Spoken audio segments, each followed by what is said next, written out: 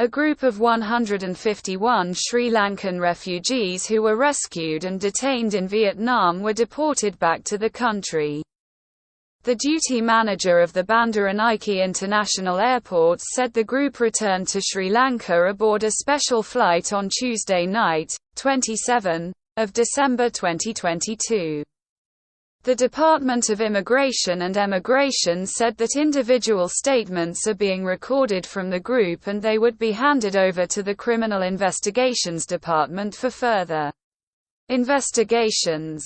303 Sri Lankans were rescued after their boat suffered a mechanical issue and was drifting in the high seas. 151 of them were deported from Vietnam after they agreed to return to Sri Lanka, said the Department of Immigration and Emigration.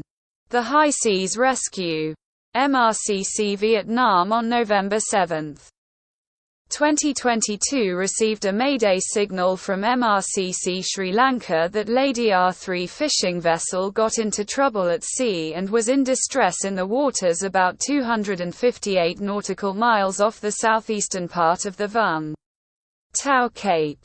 After receiving the news, MRCC Vietnam worked closely alongside international rescue agencies of both Singapore and Malaysia to verify the information and call international ships for help.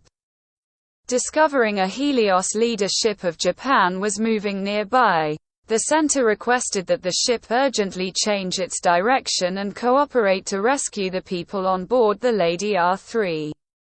A Sri Lankan man had reportedly said that his group had travelled from Sri Lanka to Myanmar and from there they had boarded the Lady R3 boat to travel to Canada by sea.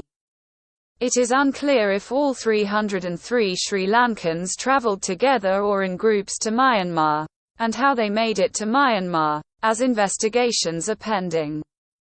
The 303 Sri Lankan citizens were rescued by the Helios leader vessel on the afternoon of November 8, 2022. Their ship had been stalled for nearly 40 hours, unable to maneuver and was drifting freely. On the afternoon of November 8, 2022, when the 413 Saudi Rials vessel from the Vietnamese Coast Guard organized to welcome the 303 Sri Lankan citizens from the Helios leader vessel to shore.